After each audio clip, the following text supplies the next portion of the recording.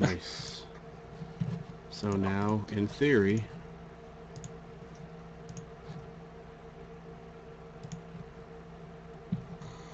let me just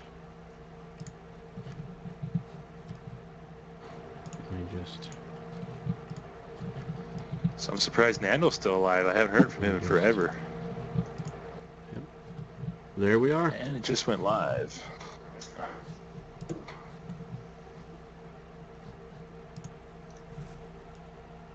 Oh, sorry. Beep.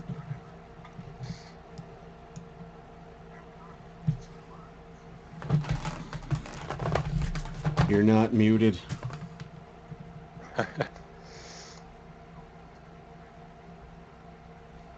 That is a pain in the ass, I'll tell you. I mean, really. There's got to be some way to make it easier than that, I would think. There probably is, but you know what? It works. As long as it works, that's good. Works. The magic of technology. And it's very laggy. Yeah, it's always like 7-8 second delay.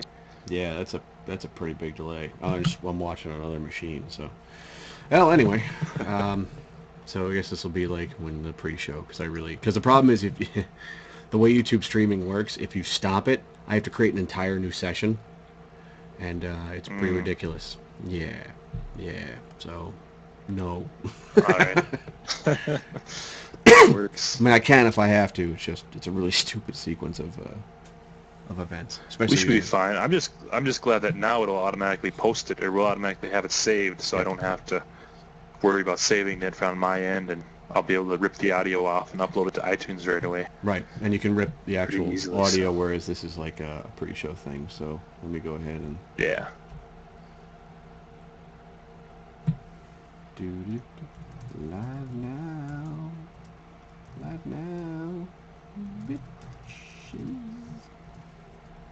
All right. So, do we just want to jump right into things? Because you know the way we there we are. The way we did it last, you know, the first inaugural test show was good, but there's been some interesting news events. So, where do we want to go? I mean, we could just start it off like we did last time and jump into stuff, and we can kind of see some comments pulling up as people give us feedback. If they pull up give us any suggestions on topic ideas or anything, we can jump into some of that too. Apparently, I heard there's some new phone that came out this last week. Maybe we can talk about that a little bit. It got pushed back. Got pushed back? It got pushed back. They pushed back the shipping dates. Oh, yeah, because it sold out so damn fast. Yeah, basically. Stupid. That's fine. We can jump right into it. Because, the biggest thing that I saw, do we want to, let's just start normal. Let's just do a beginning and we'll just go from there. Alrighty. Did you find you didn't find any audio, did you? Audio for the intro? Yeah. I have the audio. I have no idea how to make it pull up on the live stream. Oh, okay. Did you hear the intro I put up on iTunes? No, I didn't see the link. Oh, okay. Link me after. Okay, I can do that. Just let me know if you like the little intro music I created for it. Gotcha. I thought it sounded pretty cool, but. So. Want to jump into it then? Yeah, let's jump in. Just a quick intro so that we know where we start, so you can know where to rip the audio, and we'll get going from there. Sounds good. Yay. All right. Nando's alive, except Nando's dead. Yeah. Okay. All right, here we go. What's going on, everybody? Welcome to another episode of That Tech Guy Show. This is the first episode that we're actually doing live. How's Dave or Cobra Wolf doing today? I'm good, man. Sore, tired, and ready for another episode of Sons of Anarchy here. But good. Sons of Anarchy. Shameless plug. And I'm the other co-host, Suburban Legend, or you can call me Ryan as well. And yeah, it's our first episode we're doing live, so I'm pretty excited about that. I guess the first topic we could bring up today is apparently I heard there was some, that Apple company that makes all those iPods. I guess they came out with a phone now. Have you heard about that? I may have, and it's from our little pilot episode, we went into the whole lawsuit thing where Apple versus Samsung, and on my side, unfortunately, they won. So it just goes back to the conversation we had where we knew everybody would kind of jump into the iPhone because it's an iPhone. I mean, I'm not getting it. I'm gonna basically let my iPhone 4 go the way of the dodo, and pretty much when it's done, it's done. I'll get an Android. But that's because they're going so far away from their original base, which was Google.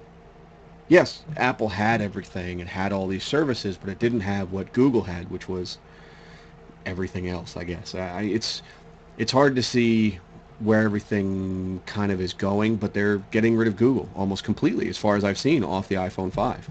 And I can't use that. Everything I have is Google. Everything is all my YouTube, my Gmail accounts, my Google Documents, everything is Google for me. So, but the fact that it was honestly, it was a lot of. I think that might be a good thing in the long run, though, because look at what happened with the YouTube app. Since the phone came out, it hasn't changed at all.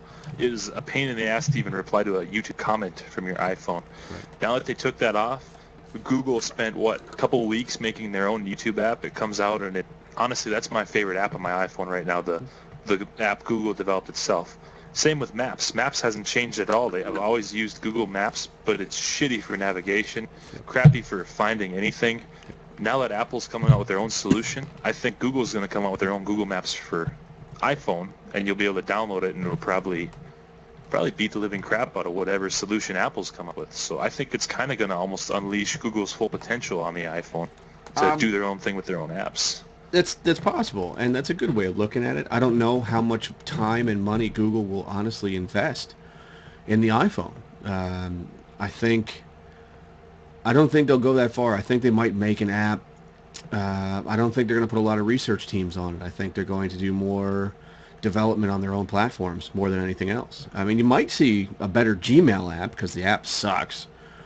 But other than that, Maps, I don't think they're going to try to compete. I think flat out, right out of the box, you've got the new whatever, Mac Maps or Apple Maps, whatever the hell it's called, and it basically has all the same features that Google Maps does with all the 3D navigation, and it's interesting to see the competition, but do we really want that competition?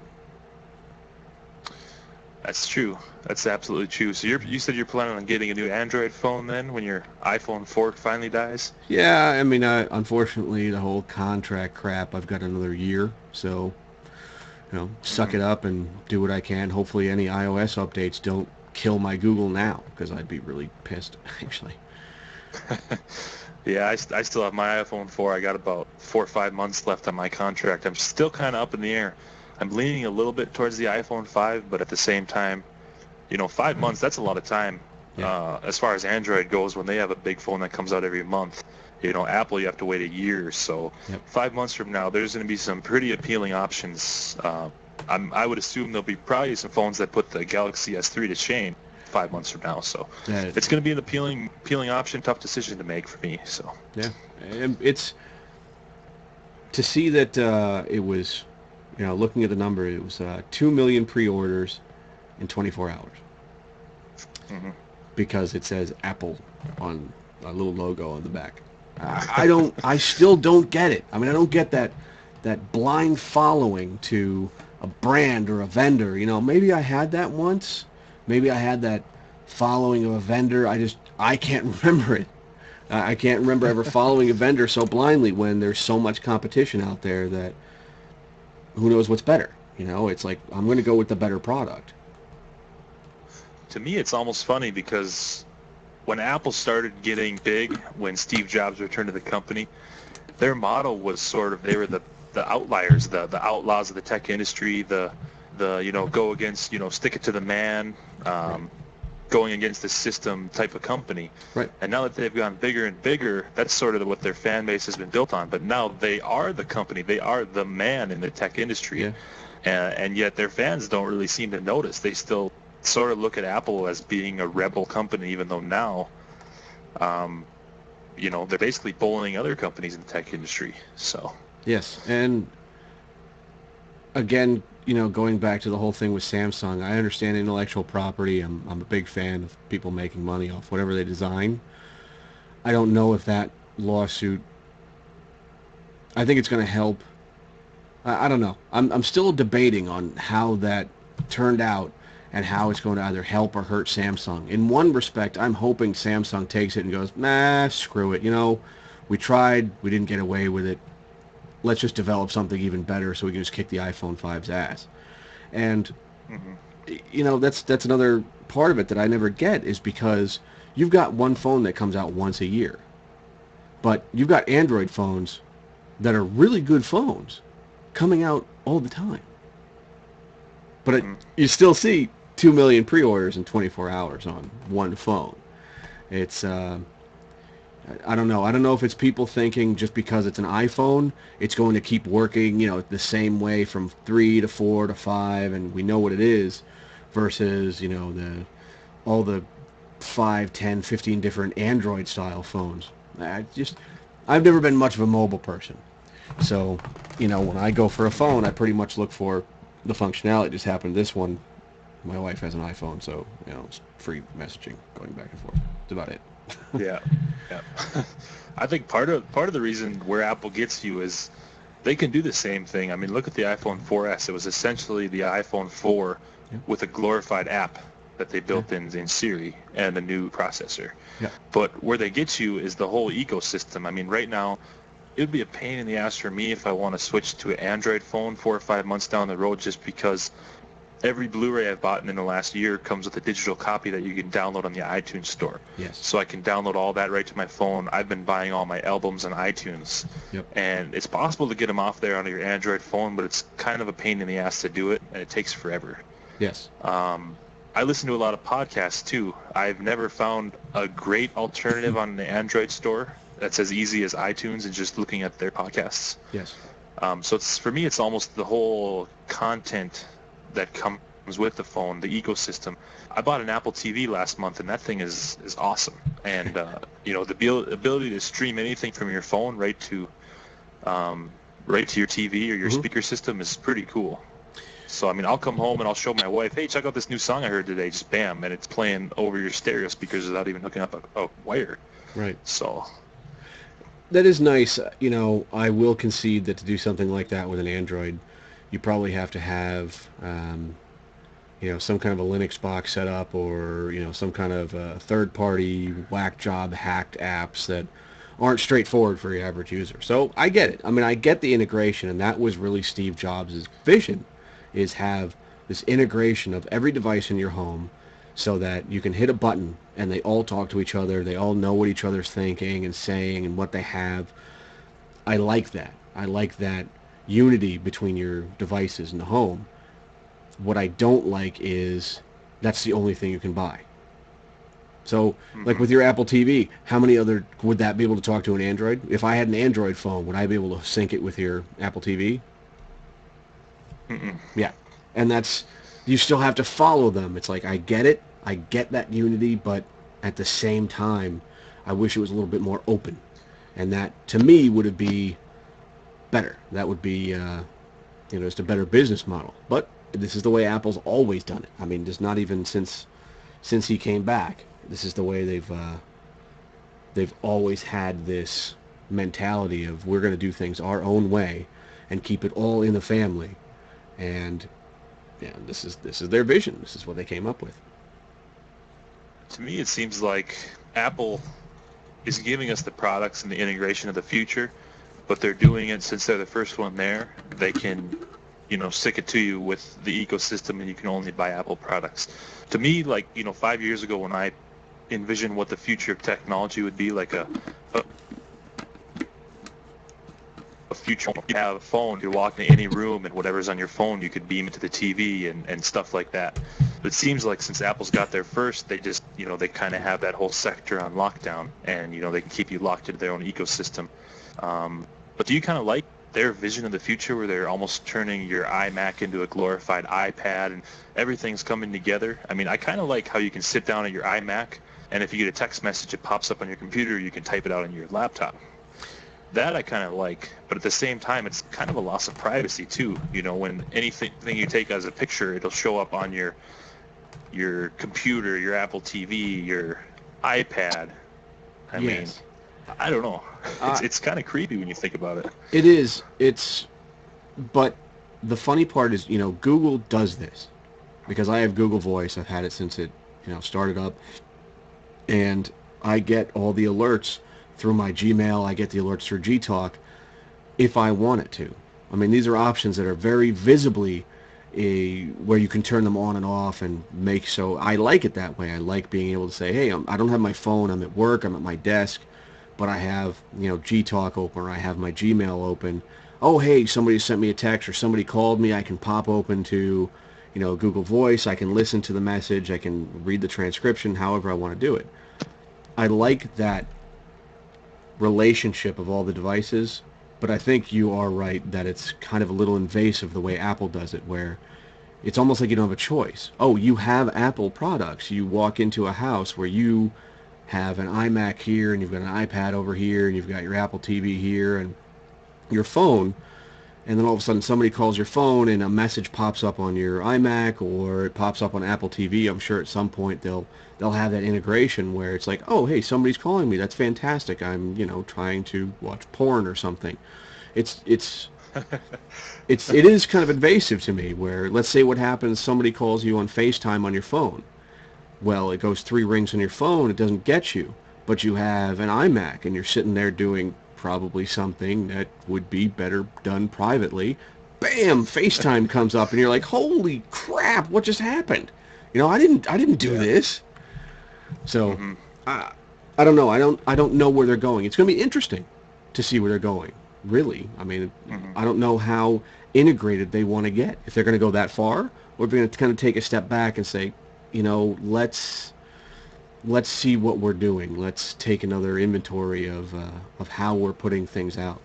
But really, again, 2 million pre-sales in 24 hours. They don't give a shit right now. I mean, it's business. They're doing really good business. From on top of their they don't care. pile. They're doing such good business right now that they don't really care. So.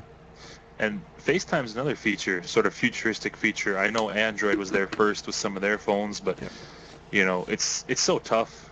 Who knows if my Galaxy S3 is going to be compatible with my wife's HTC Hero from 3 years ago if I want to do a video call. It's so tough to make it streamlined and integrated so it's actually usable. I'm just wondering how many years from now it'll be until almost every phone call you get is going to be a FaceTime call. Yes, and you know what? That is one feature that I really do love. And, they have some apps, some free apps that you can download cross-platform. You can get on the iPhone, get on the Android, or, all Androids or all iPhones, whatever. So you can talk between the platforms or anything with, almost like Skype. You're using Skype, you can use Skype anywhere. I like that feature. I think it's actually really, really cool. I've used it, I used it when I was on a business trip in Chicago with my wife and kids, and it was actually really cool. I really liked that. And it's something you saw in, like Demolition Man. You saw the video chat come up. It's like, oh my God, I'm naked. Here's breasts. And then it closes down. And it's like they take it from, it's funny, they've still taken things from the movies. But it's cool. I like it. I like that feature. I like that option. But again, other than that, my problem is really with not so much Apple's integration with each other. I like that. I like how the devices so easily talk to each other. But I don't like how invasive it can be and how much they talk to each other. For someone like me, that's not good. And I'm really hoping that they'll start making those options a little bit more visible to turn on and off and stuff like that. Right now, to turn shit off in the iPhone is a pain. You gotta find it. Yeah, that's true. That's part of the reason Apple, I think, is so successful with things like the FaceTime is how easy they make it. Yeah. Because like you said, if you're on a business trip, you need to be able to explain to your wife over a quick text message how to be able to turn on the FaceTime on the computer and get it to work. Right. Whereas if she had an Android phone and I had to tell her to download a Skype and log in and enter an email address or some other cross-platform app, and it would basically never happen. Yep. Yeah, it'd be done. It'd be done. You spend an hour explaining how to do it, and by that time you're like, I'm going to bed. We've already talked for an hour. So. Yeah, it's like my wife's mother actually got an iPhone 3 or 4 months ago, and now every night, like 8 o'clock, she'll get a FaceTime call. Yeah. That's all it is now, is just FaceTime calls. It's amazing how even older people can adopt Apple technology and actually be proficient at it. Yep.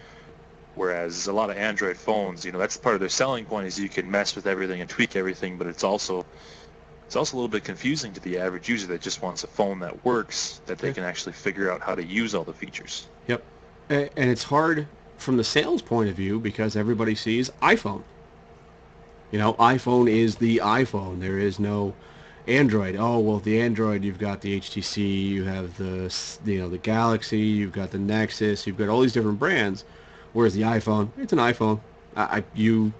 You walk into a store, the sales guy says, I have iPhones or I have Android phones. Which one would you like to look at? And I can see where the sales perspective, it's really easy to sell an iPhone. You're like, well, it's an iPhone. It's Apple. It talks to everything you have, and it's an iPhone. It's really easy to use. There's no knockoff brand. There's no strange third party making it. That's it. You get what you see, and everybody has one. So you know how to use it. It's got buttons right in the front. So that's frustrating for me too, because from the tech perspective, I think the Androids are just more powerful. But again, it's just it's ease of use for your average home user, and the iPhone wins. I hate to say it, but it does. Speaking of the iPhone, I know we're kind of going all iPhone crazy here, but I actually saw a CNET article yesterday that came out. It's apparently a leaked Geekbench score on the new iPhone 5. And did you see that article at all? No. Let me dig it up here. It got I believe they said it got a little over a 1601, Really? which is about 40% better than the iPad, the new iPad, better than the Galaxy S3, better than the latest Samsung Galaxy Tab 10.1. And this is just a regular dual core chip that Apple has. So yeah. And I don't know if this is a fake story or not, but CNET picked it up, so it's got to be some credibility to it. So apparently Apple's doing some pretty good things with their dual core processor in that phone. As far as engineering wise, to get the most out of the phone. So. Well, that's something that Apple's always been good for. Has been their engineering, because. And again, that's something else I can't fault them for, is look at their computers. Back in the day, they built the hardware. They engineered the hardware to work with the software, to work with any application you put in there. So you had this, damn near symbiotic relationship of hardware and software. So it was all one layer. It wasn't like hardware layer, application layer, OS layer, and maybe they'll all work together with, your average Dell or custom-built PC or whatever, where it's like, oh, I'm going to go ahead, put Windows on it, and hopefully it'll work. You never know what performance you're going to get out of it. I do applaud Apple for the last few years for doing the hardware and the software correctly. I mean, they were kind of, uppity dirtbags about it, was like, my stuff is better. But it was. I mean, it still is. You can buy, like we said last time, let's say you buy a MacBook Pro today. 7 years from now, that hardware will still be relevant in the market. You won't have to upgrade it. You won't have to do anything to it. It still will be able to use the programs. And that's the same thing with the iPhone. So I cannot fault them for that. There's a lot of other things I can fault them for, but their engineering, their engineers are amazing. They're like the Mouseketeer engineers, whatever they are. That's true, and I can speak to that from almost a video editing perspective.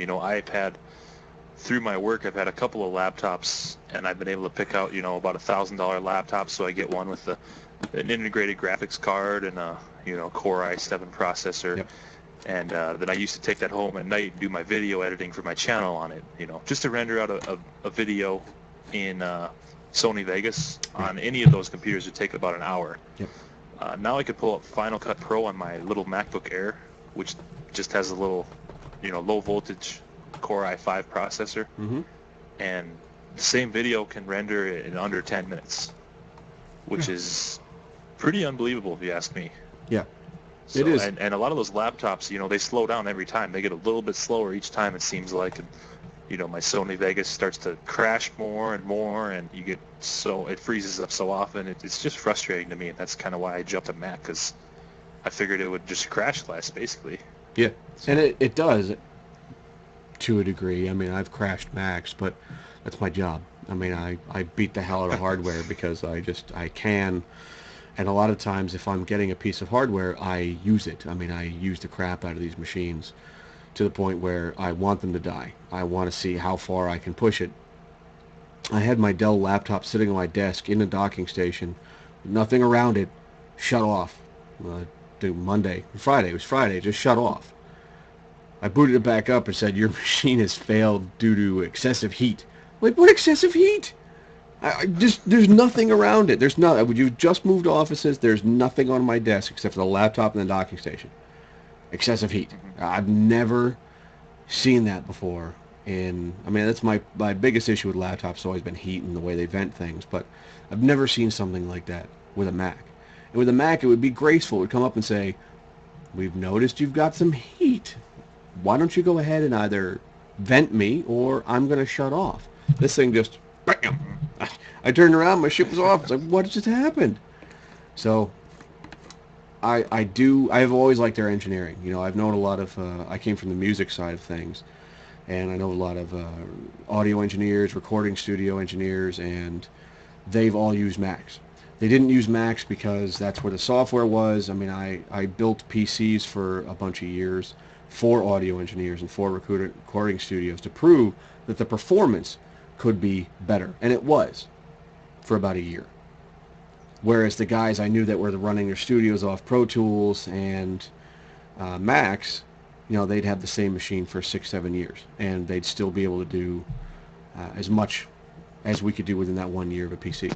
So I can never fault their engineers. They've always done a real good job on the hardware and software integration. I've always been happy with that. Just the rest of it I hate.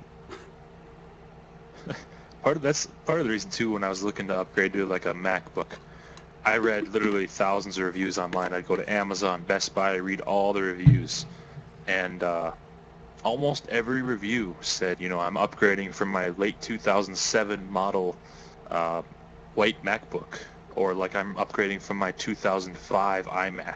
Yeah. And it's like these people have had these computers for 6, 7, 8 years, and they're finally upgrading now.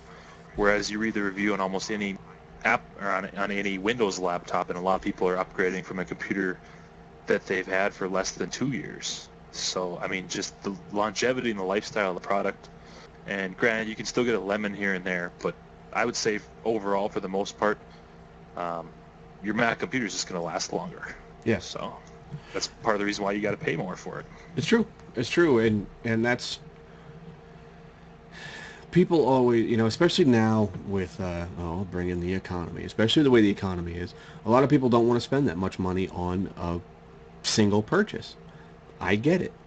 But you have to try to tell them the long-term value of that machine. They're going to have it. They're going to have it for a long time. They're going to have that machine. And again, it's going to be relevant for 6 years, 7 years, however long. I mean, most of your average users do nothing. They open Word, they watch YouTube videos, they open email. They don't do anything on the machines to make it, worth spending like the amount of money I did on my computer when I built it, and the fact that I'll probably have to upgrade it soon anyway. So it's a bigger investment once, but then you're done. It's just a set it and forget it principle, where you pretty much buy it and get it. I'm just really quick take a look at the comments, and I see good old C Nasty in there. plugging away. See nasty. See nasty. Not a fan, but I did buy a Mac product to see what the whole fuss was about, and I have to admit they didn't disappoint. And that seems to be the general feeling is everybody that I've ever turned on to Macs, they're not being steered wrong. And it's really, the learning curve is not that much now. It's really similar because all the programs are the same. They're all pretty much cross-compatible now. You learn the operating system. I mean, they pretty much lay everything out for you now on the screen. So it's definitely nice, but I still hate Apple. Yeah. And part of the reason I sort of like what Apple does is because, you know, they do this for a living. They know better than you what to put in an iPhone, let's say. That's why they seal it up and they don't want you inside tinkering with it, putting in a replaceable battery or an SD card, because they know you're going to buy a $15 Amazon battery built in China. That's a shitty battery and you're going to try and throw it in your phone. Yes. They would rather put in a really high-end, good battery that's going to last a long time and be better than anything you're willing to spend the money on to put in there, because they know that you'll be more satisfied with that. I mean, Yep. You know, a lot of people are pissed that they can't get inside their computers and tinker around with it or their phones, but at the same time, you know, why would I want to open up my MacBook Air and put in some more RAM or something, some cheap-ass RAM that I would have bought, you know? Yep. I probably don't know much better than the engineer at Apple that's getting paid $2 million a year to design his own RAM and put it in there. I can only imagine what those guys make. And I honestly would think they really deserve it because they, like I said, they do such a great job on those things that you can't fault the hardware. But it's just their business approach in some respects that I don't like. That's true. But at the same time, I mean, the value of their company right now and their stock, being they only sell like 6 or 7 products, is unbelievable. So they almost have to do something to keep you buying more and more products. Yes. I mean, if everyone bought one iMac every 10 years, their stock would crash overnight. It's just, they just don't sell enough products to keep their stock rising and rising without trying to do something to lure you into the new products. So Yeah. That's true. That is true. They do a good job with all that because, you know, the new iPad will come out and how many people will buy that. So it's a very, you know, Lemmings way of thinking where everyone's just going to follow them off the cliff. But, you know, you can't deny that their products are good. Worth it? I don't know about that, but they're good. They're good for what they do. So the crazy thing to me is how many of those 2 million people that pre-ordered the iPhone 5 are actually out of contract right now. Yeah. You know, at least 1 million of those people just upgraded to the iPhone 4S, so they're paying the $700-800 retail price for that phone. Absolutely. That's a lot to pay. I mean, that's a lot of money to pay just for a new cell phone. Yeah. See, I'm the iPhone to me is what it is, but I'm not a big fan of it. I'd rather have an Android. I'm gonna wait. There's no way I'm spending, you know, full price on a new phone. Right now, this thing does what I need it to do. Checks my mail, gets my messages, you know, text. I'm kind of like your average phone user. I really don't do anything on my phone. I don't do mobile gaming. I don't care enough. So I don't mind sticking with it. I just would rather have that full integration between my phone and the rest of my resources where it's like, oh, here's my Google Docs. I'd like to pull that up really quick, make some notes, and see them later. So did you catch that news report that lady from Fox News actually put up about the iPhone 5? After it was announced, she went on YouTube and typed in iPhone 5 while she was researching for her news report. And, of course, the top-rated video when you type that in on YouTube is an iPhone 5 concept video that some graphic artist came up with. And it's just some crazy futuristic-looking phone. And she goes around, and she's actually interviewing people in line at the Apple Store. It's a really good news article, you know. And then at the end, she goes, "Here are some of the new features that everyone's so excited about." And she plays some clip from this concept video on YouTube. And it's like the iPhone 5 has a laser keyboard, and it's this keyboard that shoots out in lights onto the table. Some guy's typing on it. And she's like, it also has in hologram image projection system. And it shows, a hologram shooting up in the air, and this guy's like swiping through his pictures. Wow. And the sad thing is a lot of people that actually saw that news story actually believed it was true. So, I mean, that just shows you how highly even the uneducated people think of Apple when they can come up with technology that doesn't even exist yet, put it in the iPhone 5, and people are just like, man, yeah, it's Apple, they can do that. My phone shoots lasers. Yeah. It is funny. Again, that's like that, just that blind faith in a vendor or a company that drives me nuts. I mean, I'm glad that people have that faith in it, but I'm really upset that, at the same time, I'm really upset that they have that faith in it, because that's sad. It really is sad. So it is sad. I mean, you should be able to think for yourself. Look at me. I'm fully immersed into the Apple, atmosphere, if you will, right now. I got the iPad, iPhone, all that crap. Yep. But when my phone contract comes up, I'm still going to objectively look at the iPhone 5 versus the best Android phone on the market and make my decision. I'm not just going to blindly go to the new iPhone just because I'm a lemming marching off a cliff. Right. It's the new iPhone. I don't even have a choice. Yeah. I mean, you need to be able to make your own decisions for yourself. Yeah. And again, it depends on the user you are. If you're used to the iPhone and you're comfortable with the iPhone, for most people, why change? You know the format. It's pretty much going to do the same damn thing. They've changed, the way it looks. They've changed the way it acts, the way it takes calls, makes calls, that kind of crap. But at the same time, it's the same phone. I mean, I go through the same menu. I'm hitting basically the same buttons. Why would I change as a regular user? So I get it. But at least there's other things out there. There's alternatives that can draw you away, and it's just sales from that point on. And it's unfortunately Samsung has a big black eye right now, so we'll see where their sales go. Kind of like Nintendo. Nintendo is going to get a big black eye with their price point on the Wii U. Did you see that? I haven't seen the price point. What is that? Oh, okay. So let me see if I can bring it up. I don't want to start spouting bad numbers, but basically they're going to do it just gets so much funnier. They're going to do a $299 price point on the Wii U. And $299. Yeah, that's the regular system. Then they're going to have a premium system. It's going to be for $349. How do you feel about that? I don't know if I'd pay much more than, I don't know, a Wii U. Isn't that just a little bit more powerful than like a PS3 pretty much? Yeah. Yeah. I would never pay $349 for it, that's for sure. Yeah. I have a feeling that there was an article that said, it was an industry analyst, I think it was on Ars Technica, and he made a good point where your core Nintendo gamers are going to buy the system.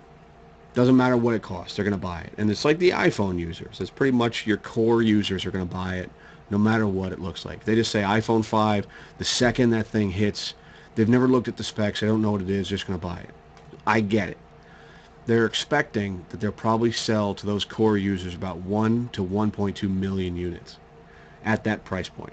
Because everyone says, it's a new Nintendo system, I have to have it. Or it's just a new system, I have to have it on day one. I've got to be the Joneses, and we have to have the new system.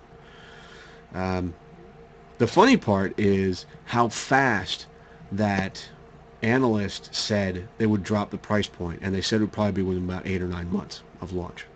Because there's no way in hell that Nintendo is going to hold that system at that price and have it sell. Especially with the fact you can buy, the 360 arcade, oh, well, not the arcade now, whatever the hell it's called, the base 360 model, what, $199 I think? New? With the Kinect? Why would you even? $199, and if you wait till Thanksgiving, they always drop the price to like $150 or Yep. $200 with a $50 Walmart gift card. So And I mean, they're and almost giving that away. and this year they are poised to announce the new systems. So you're going to see the PS4 and the 720 announcements, the official announcements, where they say, here's the price points, here's what we're going to do, here's what the specs are, here's our launch titles. You know, start pre-ordering. Who? I, I don't know what they're thinking. I mean, there's, you know, some interviews with the North American CEO Reggie Fils-Aime, and he's he's insane. He really is insane. He thinks that he's going to float this system on the games that they have. What, Mario? I'll be the first one to say that I've played every Mario game out there. If I don't own it, I own it in one form or another.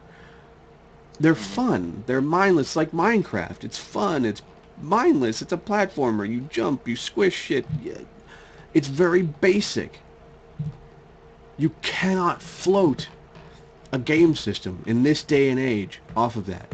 I love the Wii U technology. I love that tablet.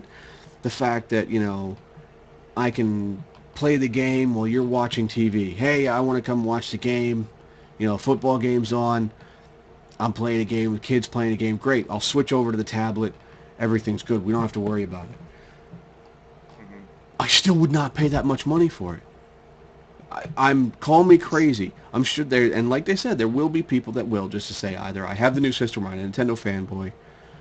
I cannot see people justifying that price. And I know they need to make money, but it's a glorified Wii. I mean, that's all I see. I see, yes, it has, you know, yes, so it's a little bit more powerful than the PS3, but I still don't see where you would spend that money. I don't get it. I mean, I've seen the E3 demos. I've seen all the other, you know, subsequent demos they've had and all the gameplay footage. I don't see it.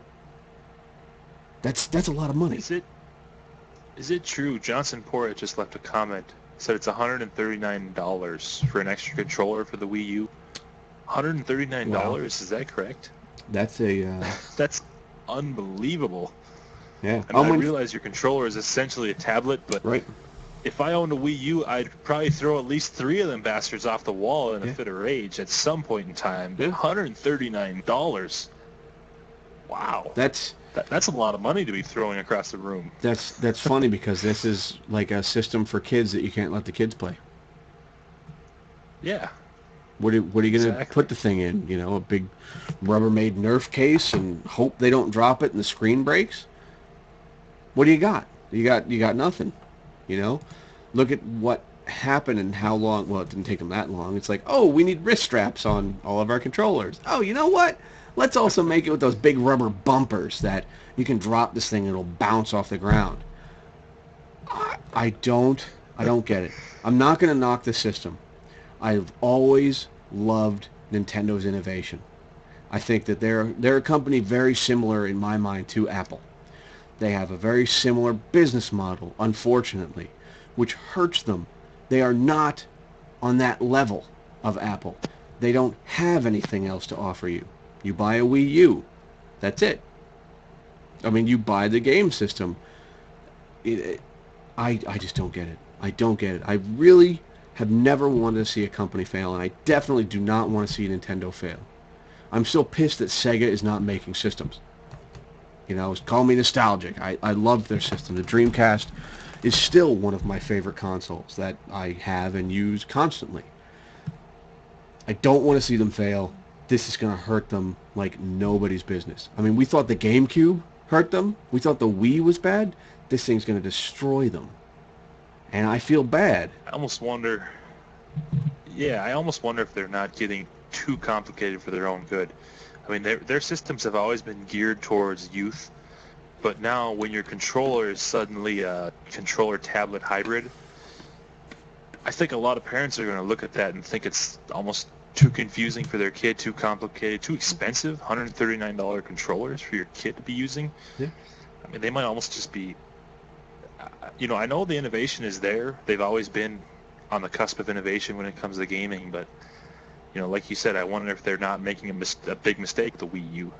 Yeah. So. Yeah. Anyways, moving on.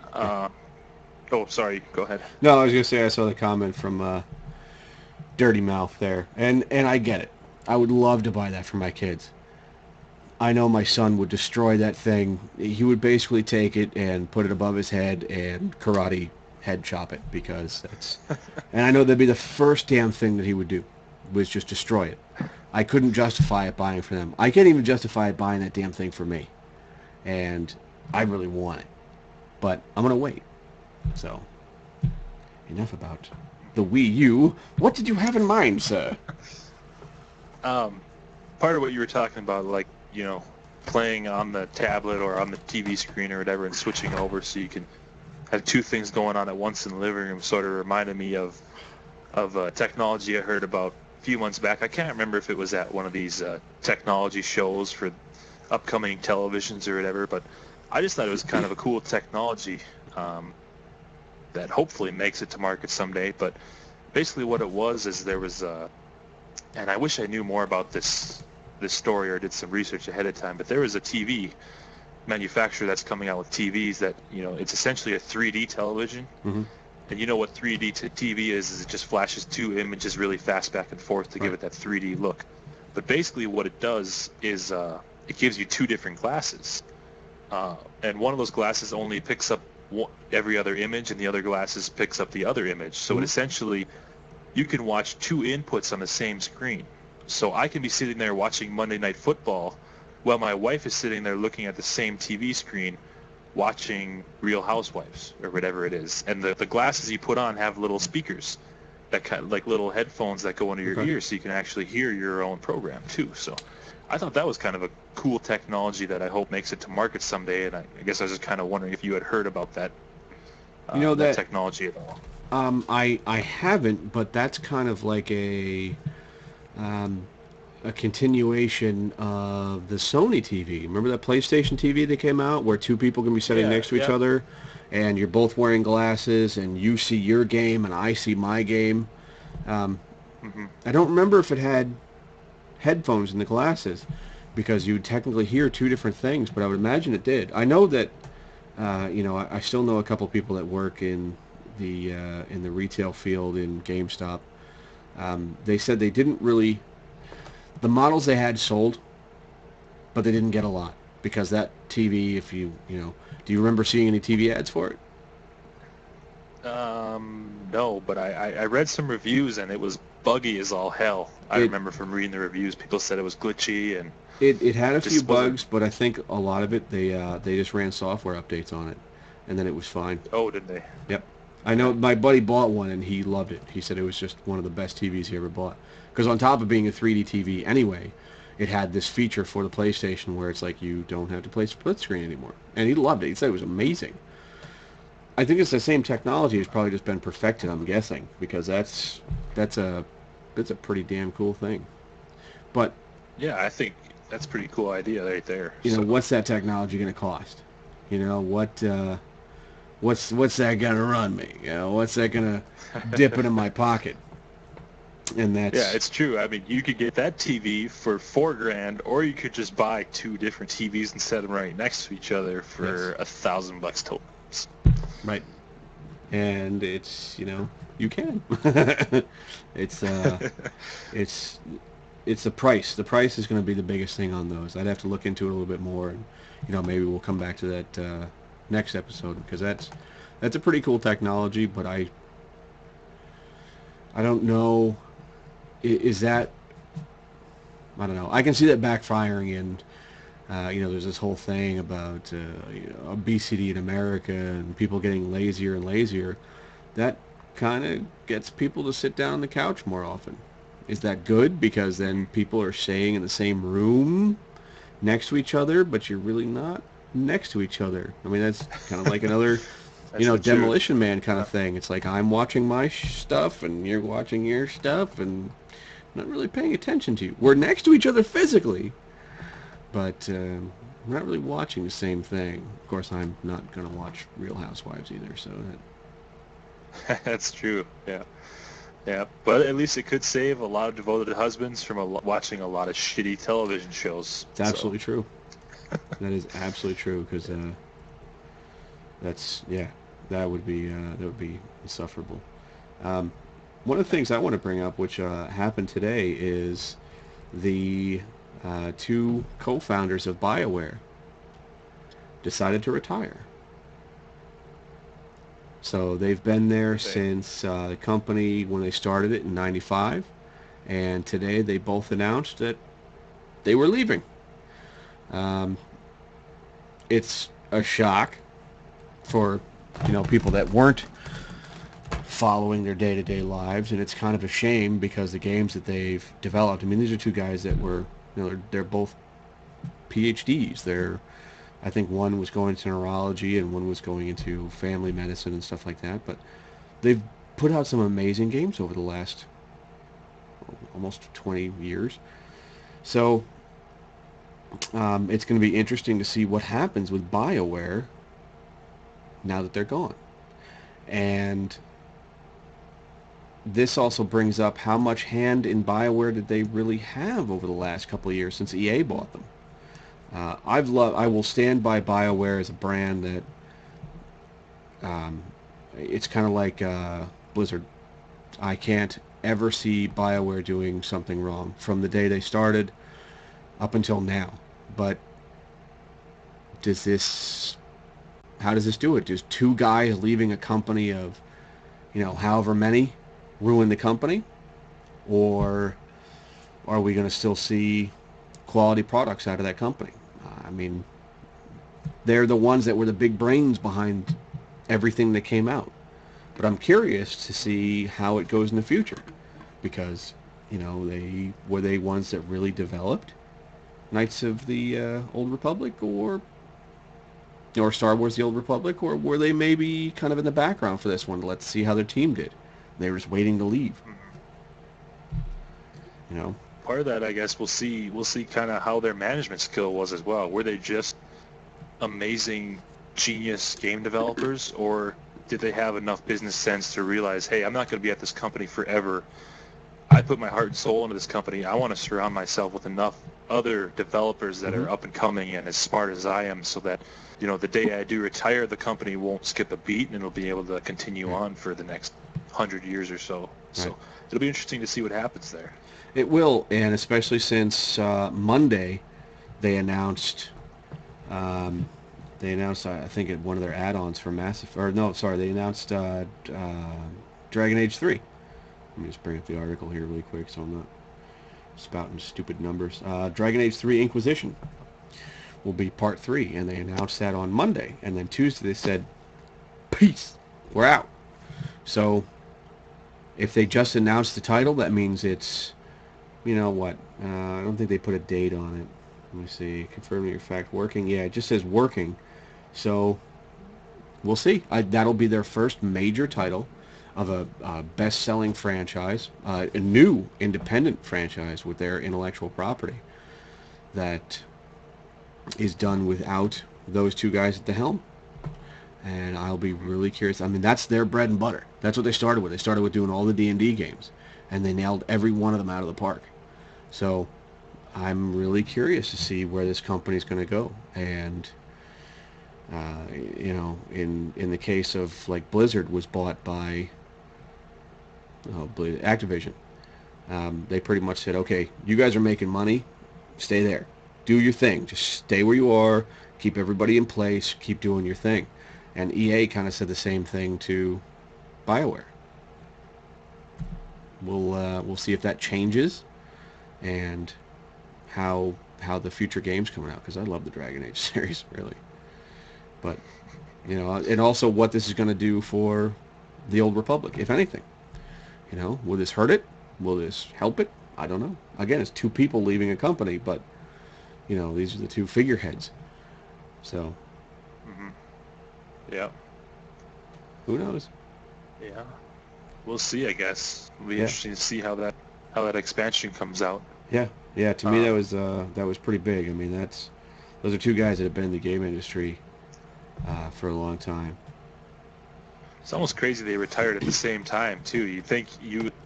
I mean, 99% of the time, one guy goes, the other guy stays for a while, then goes. But yeah, I mean, hopefully they felt that it was all right for them to both leave at the same time. They had the right pieces in place to keep that company and studio functioning as it is today. So. Yep. I'm just poking through the comments here. I see everyone kind of still talking about the Nintendo thing. What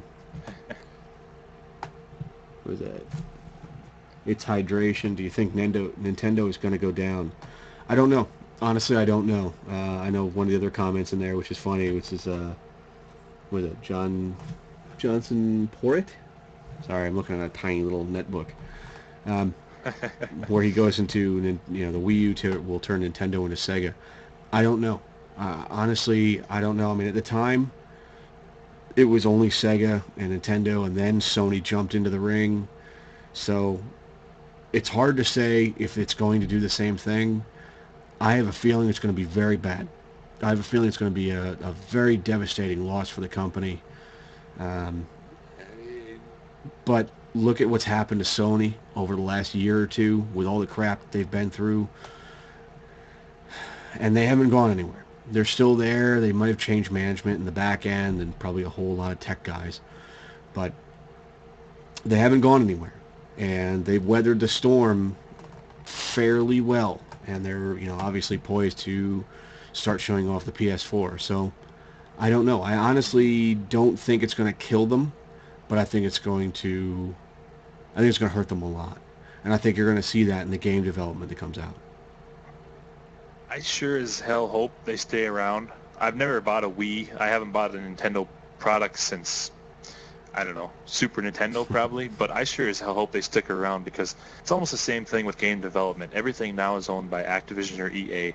If Nintendo goes away and they stop pushing the envelope with innovation, it's down to Sony and Microsoft, and they're going to get a little bit lax. I mean, look at the Wii, what that did with motion gaming. Yep. If it wasn't for the Wii, are you telling me there's any way in hell PlayStation would have came out with the PlayStation Move, Xbox would have came out with Xbox Connect? There's no way that ever would have happened. Yep. I mean, those were basically a flat out knockoff of the Wii. Yeah. Well, the PlayStation one so, more I mean, without their innovation, yeah, absolutely. Absolutely. And I think Nintendo as a company, it's going to be a lot easier for them to go bankrupt than it is for a company like Sony. I mean, the PlayStation 3 wasn't the greatest. PlayStation Vita was kind of a fail. PlayStation Portable was kind of a fail. But Sony's such a massive company. They have the five different divisions of Sony. They have their Sony Movie Studios, Sony Ericsson, Sony Gaming, Sony Music, and I forget what the fifth one was. So I mean, if one division is struggling like gaming is, they have the other four to lean on. Whereas Nintendo, they're not nearly as big of a company as Sony. So it's kind of, they kind of go all in on each product they put out. So they really have a lot of skin in the game. So right. That's true. I really hope the Wii U pays off. I almost felt the same way when the Wii came out, though. I was like, who the hell's going to want to play that? And they proved me wrong. So maybe they know a little bit more than we do. Well, yes and no. I mean, their numbers were still not so good. I mean, they were able to make some money, but I think a lot of their money they made was off the games more than it was the actual hardware. I mean, look at what happened. They started selling...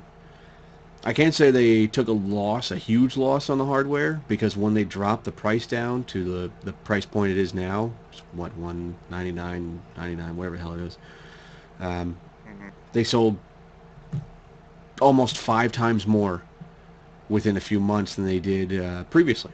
And that's just price. So you've got to look at it. It's like, if you come out with the Wii U at the price points they want, they're really not going to go gangbusters. If they drop that price by $100,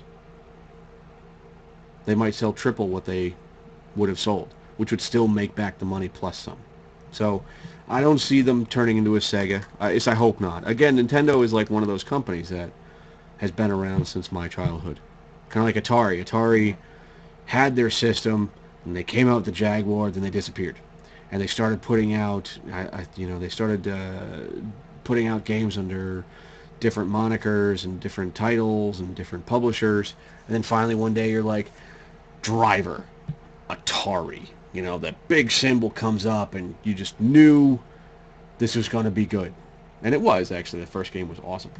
But, and same thing with Sega. Sega came out the Dreamcast, and they're like, man, yep, we screwed the pooch on that one.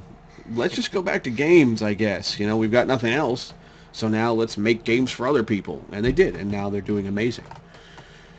I don't know. I hope I don't see that. As much as I would love to see, you know, Mario on a 360, it at this point in time would I don't know if I don't know if they're going to do that. And I hope not. I hope not. Like I said, I don't want to see them fail. We'll see. Mm-hmm. Time will tell. Yeah. How do you feel about the next-gen game consoles? I think we touched on this briefly in our last podcast, but you know, what sort of technology is there now that's available to be put in like a PlayStation 4 that wasn't around, you know, 6-7 years ago when the Xbox 360 came out? You know, what's out there that's really gonna wow people to upgrade from their PS3 with their 100 video game libraries? You know, what technology is going to get me to jump ship to that next gen console? You know what?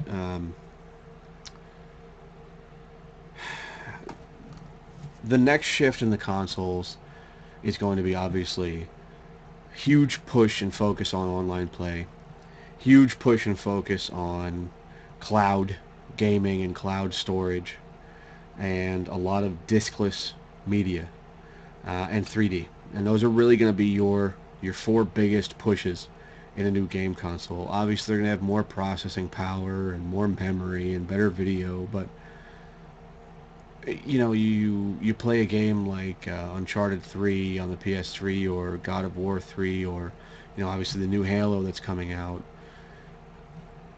What do you want? I mean, how much more are you going to give me other than like this is the video game right here? Like I'm pushing buttons and this is it. And it's like that's what can you give me? Honestly, I know they're going to be good, and obviously, you know, you're going to have to buy them. And it's funny coming from a tech perspective where I love the new stuff. I don't see the innovation that's going to jump at me and say, you have to buy this now. You know, I still haven't even bought into 3D yet. I still haven't bought into the whole, you know, 3D world. I have a bunch of Blu-rays that are 3D. I just don't have a 3D TV. And I just probably won't get one for another year. So, I don't know. Maybe to me, yeah, maybe to me it's just that big flag of innovation just hasn't been there yet. And I haven't seen that next huge hit that's going to make the console stand out.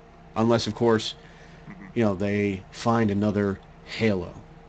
You know, that next amazing launch series and that amazing launch title that is going to is going to make things stick out for me. But for right now, I don't know. I mean, I honestly don't see any major innovation in these things that's going to jump out at me. Other than that push, they're going to push to not local storage. It's all going to be cloud services, which I don't like that. I don't like it because to me that's going to be more money. I'm going to have to pay for that service at some point or in some way. Exactly. Yeah, I don't like it because they're going to charge you for it. But I guess as far as to answer the question that I posed, I don't see the technology really either. I've heard rumors that PS4 is going to support 4K resolution, which is essentially just 1080p but doubled. For projectors and TVs will get there someday. It's probably still 3-4 years off till it's really mainstream, but I hope there's something more. You know, I hope there's something more there to push me to get that, other than, you know, 5 years down the road, that's what my TV's going to be, so I got to get a PS4. Right. You know, I hope there's something else there to push me other than that. And let's say if Activision only comes out with the newest Call of Duty on the new Xbox and PlayStation, just to almost force you to jump ship. So I really hope that they come up with something that just hasn't been leaked yet or hasn't been speculated about, that can really get us gamers excited again. Yeah. So even watching E3 for the last 2 years, I haven't been excited. A few of the games came up and said yay, but nothing that really came out with that innovation. Like the first time you saw that Wii controller, and you're like, really? I mean, really? Yeah. You're gonna do motion and a stick? I mean, that's cool. Let's see how it plays out. Nothing has really grabbed me like that. Even when the Kinect came out, you're like, yay, it's a camera. Okay. You know, the PlayStation did that 2 years ago and it flopped. You know, no one bought the PS3i. And now they came out with the Kinect and the Move, and you have to buy the i. So I'm really hoping I'm hoping you're right. I'm hoping there's something we haven't seen, something that hasn't been leaked, that'll put the passion back in, like we used to have when, you know, games like Halo came out. This is our launch title. This is our new system, and this is what we got. This is what we're gonna give you with this system, and it's gonna be amazing. It's gonna just you've never seen this before. I don't know. Like I said, maybe I'm pessimistic here. I don't see it. I don't see it in what the trends are. I hope I'm wrong. I really do. I'd like to see something awesome come out. So. Same here. And speaking of cloud storage and diskless media, I think this would be a good topic to wrap up the show today. I actually just found out about this today too. Apparently Fox is pushing a new format for movie releases, starting today with the release of Prometheus, and they're actually calling this format Digital HD or DHD, and essentially all it is Prometheus. The Blu-ray doesn't come out for 3 weeks yet, but they're releasing this digitally. You can download it through your iTunes or Amazon Instant Video or several other services today, 3 weeks ahead of time, at a $5 discount. So most Blu-rays cost about $20. This you can get for $15. It's in 720p, and you can get it today for cheaper. Do you think that's going to be sort of the wave of the future, or is this going to be a big flop? 5 years ago, I probably would have said it was going to be a big flop, and most services that offered that kind of service, more or less, it was. Nothing really worked. You know, you saw where Blockbuster went, and no one really talks about Blockbuster anymore, and even Netflix is good, but it's kind of died down. Now, with almost everything being digital and being streamed, I mean, circling back to the whole Apple, home domination and home integration, where if I buy that movie on one device, I can play it on all of them. And I can walk from room to room and switch devices. So, do I see people really caring about seeing it early before they can buy it physically? No. Do I see it being really popular and making the money? Yes. Do I see a $5 difference really big deal? Not really. I mean, if sell it to me for $10, you know, you're not giving me anything. I'm not getting media. It's like when I buy something off Steam and it's $59.99. I buy something in a store and it's $59.99. I at least have something to show for what I bought, and it's the same price. So $5 for packaging. So you've been telling me that all this time I'm paying almost $30 for packaging. You know, it's kind of ridiculous. So give me a little bit of a break. I think it'll do well, but we'll see. I mean, look at the iTunes store. The movies on the iTunes store do really well. The movies, you know, people using Netflix. I don't know. I don't. Personally, I wouldn't do it. I'm not going to buy something that you don't give me. I like the DVDs. I like the Blu-rays. I like having it where I don't have all the integrated devices. If I want to take my PlayStation to somebody else's house and play on my PlayStation, I can do that without having an internet service. I don't need to log into something. I've got the disc. Put it in the drive and I can watch the movie. So, but I see that being the trend. I see that being the way that most people are going. So, I'm going to say it's going to do well, but I don't think it's going to be gangbusters. I guess we'll see. Personally, I'm going to go try it out right now after this podcast. I'm going to download the movie right now. We'll see if it works. Yeah. See if it's worth it to me. I know it's going to, not Blu-ray. I'm going from Blu-ray quality to 720p, so, I'm losing a little definition in the video, the audio. I don't get the actual disc, but it's also pretty simple for me to just download it, watch it tonight, then I could download it on my computer, my phone, my iPad, and have it all there within, by tomorrow I can have it on all my devices. So next time I go out of town, I can grab my iPad and have a movie to watch without having to worry about syncing it up and moving movies over. So I guess we'll see. We'll see how it works, and I could probably let you guys know next show if I think it's going to be a good technology, or if I would rather wait 3 weeks and spend $5 more and get it on Blu-ray quality. So. Absolutely. And just looking at some of the last comments in there. Sorry, like I said, it's a netbook, so it's tiny. Andy K33 phones when sub here there puts up the podcast. You'll hear we went over some of the phones in the beginning of the show, and the Ouya on thatguyshow.com. We actually have our kind of pilot First episode, or first episode, is the first and a half technically. Technical difficulties, go figure. Yeah. Yeah. We did talk about the Ouya and how we feel. Maybe we'll come back if you guys leave a lot of comments on it. Maybe we'll come back and revisit that and the whole Kickstarter thing, and because this that's a living thing that changes all the time. So. But long story short, on the Ouya, we're both definitely excited for it. We can't wait to see where it goes. So maybe by next episode we'll have a little bit more news and we can talk some more Ouya in episode 3. So I think this is a good wrapping up point. We've been at it for a while. Yeah, that's true. So, that's true.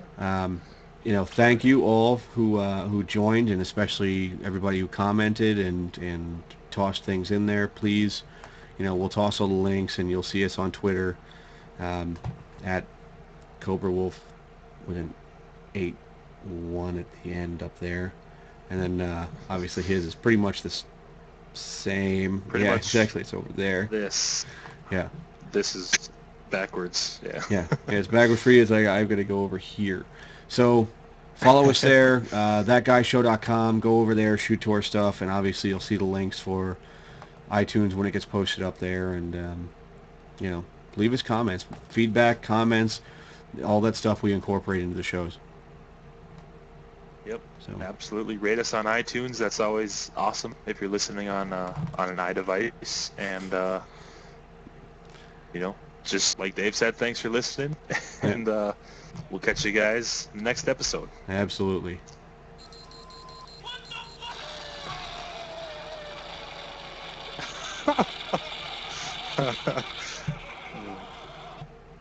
I like it. I like the ending. Perfect. Okay.